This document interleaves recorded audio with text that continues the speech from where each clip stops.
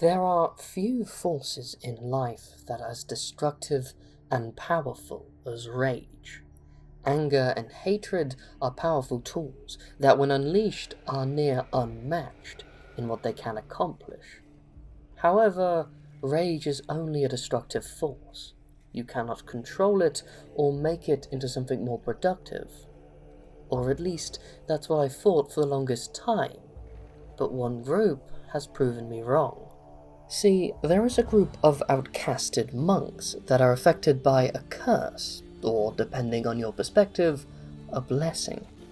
See, deep within the south, just beyond what any map will show you, there is the region of Sneerfell. The land itself is near mythical, as most of it is eclipsed in an endless blizzard that this group is partly responsible for they are the Rimebloods, the guardians of the frost. But to understand them fully, you must first understand their affliction, for all members bear the curse of the blotter. Now, this topic is really a discussion of its own, one I will have at a later date, but I will describe the basics for now. See, the blotter is a originless curse, seemingly as old as man themselves, for every now and again someone will develop a mark, a sigil of sorts upon their skin that will appear anywhere on the body, typically the arm. How and why this happens, none can truly say, but many have their suspicions. It seems to be more common among smaller settlements like villages and towns, though it is not unheard of within cities. Regardless, when these marks appear, the afflicted is usually shunned by society, and if they are lucky, they are only kicked out from it. But many hunt and kill them down for what is about to happen to them, for it becomes much harder to do so after a certain point. But see, some time after this mark is discovered, they will begin to change. The time frame is very inconsistent, but sooner or later their features will become more wolf-like, and their mood will darken. Anger will take over their mind more and more, until in both physical and mental ways they resemble more of a feral animal than a man. Unable to control their natural rage, they will try to kill all they can find. This change is indeed permanent, and there is no way to reverse it. And unfortunately, most of them will stay in a feral state of mind, an upright wolf person killing everything they can find, until they usually die by the hands of the likes of marauders. Every now and again, one might live a little longer and perhaps regain some form of personality. Whether it is a new one or a semblance of their old one, it's hard to say. But a small priesthood of them have some way regained their senses and have harnessed the power this state gives them while still controlling themselves. They still have some rage and bloodlust within them, and if given enough stress or perhaps in a combat situation, they might re-enter a more rage-like state temporarily. But for the most part, due to their practice and patience, plus a little bit of meditation, they can live a normal life. Most of them, however, do not wish to live a normal life, for they have dedicated themselves to something else. See, this faction call themselves the Rimebloods, but their name would be a little misleading. It sounds aggressive, but in truth, they're more of a priesthood, dedicated to a monastery and an ancient artefact. This temple, which sits in the middle of the endless blizzard of the Sneerfell, in fact it is at the very eye of the blizzard, is the Husfjord, and this is where they gain their more icy powers. See, if you know anything about this group or have met them before, you would know that they are not only cursed by their Wolven blood, but they are also known for their icy powers, and these are given to them by the artefact that they dedicate themselves to.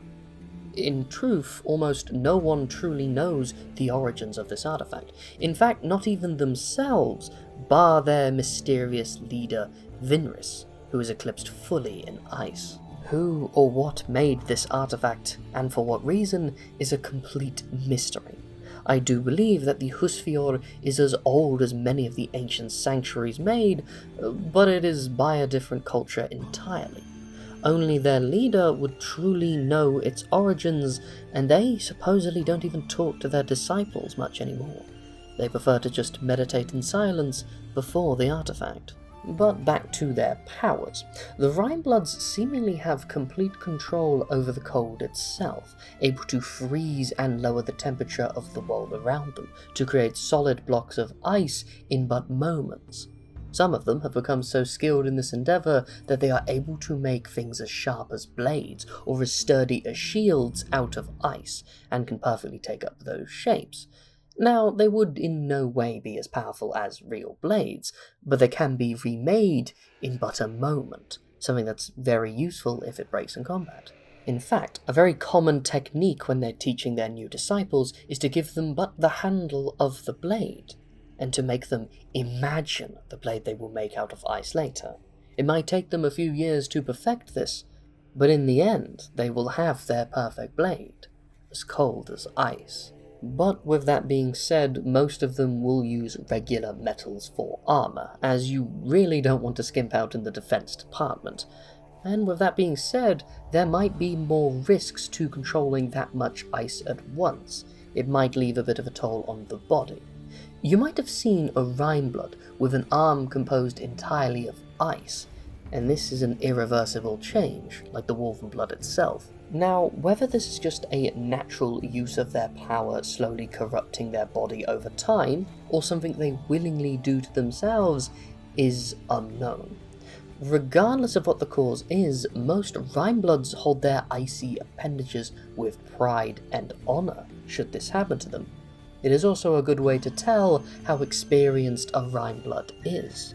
The more icy they have become, the more skilled they are. At least for when it comes to their power over ice. Their physical combat prowess is a different matter altogether. However, it is not a good indication for how long they have been a Rimeblood, at least not travelling the world, as most Rimebloods do seek a peaceful life.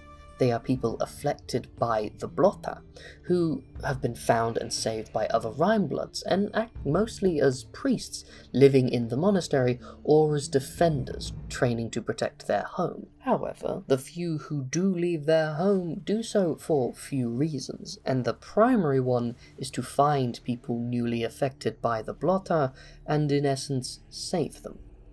There is sadly competition with this. As I hinted at before, the likes of many marauders want to hunt down and kill them. They take pride in doing so, viewing those affected by the Blotta as little more than monsters.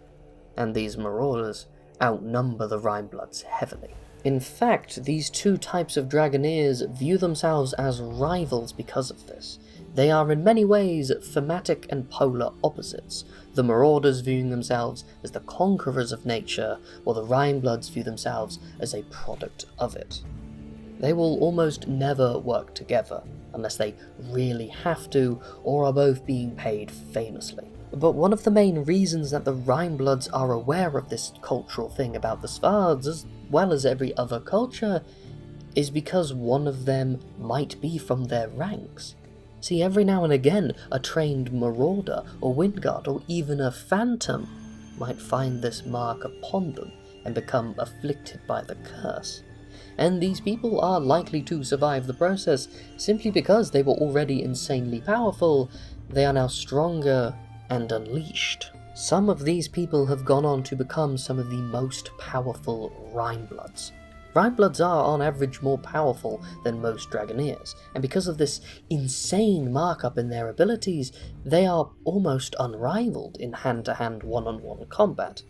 But they are much harder to control and order around, and their numbers are tiny in comparison to everyone else. They also want little to do with the outside world, and in truth they are almost always on the defensive when it comes to conflict. This is because most people view them with ambitious eyes. They crave the power of the artefact and wish to claim it for themselves. The blizzard serves them well in concealing their location, since most hunting them will get lost within it and perish. Many suspect that their leader is the reason it exists in the first place. Might be why he's in meditation for so long. For these reasons, seeing Rimebloods out in the wild is actually quite rare, and many fear them, but also want their services when it comes to military combat. Their power is quite unmatched. Whether the Rimeblood actually takes up these sorts of jobs is really up to the individual member. I'm sure those who were once marauders really won't notice much of a difference now, other than their main hunting techniques have changed a little. The true potential of this group is not known, and I highly doubt it will ever be. For the most part, this group wishes to be left alone atop their monastery on a lone snowy mountain. The times they venture out is to save and recruit others of their kind, and when a threat is truly over the horizon. And enraging this group would be unwise, for with all their patience and meditation they do to quell the bloodlust within them, they might still be driven to frenzy when under stress or pushed too much. Anger is a tool after all, one that's power is unmatched. It can make you miss details or even ignore what is clear before you. In the process of destroying your foes, you might not have noticed your allies in the way. The Rimebloods are rarely fully trusted for this reason. There is too much risk and unreliability. Even though these outbursts are rare, they are common enough to make anything beyond a one-time mercenary contract or job unlikely. But their presence on the battlefield cannot be ignored. Thank you for listening to my tales. I am the Ashspawn. Feel free to leave a like, comment, or subscribe, it would really mean a lot to me. But, till next time we meet, fellow traveller, have a good day.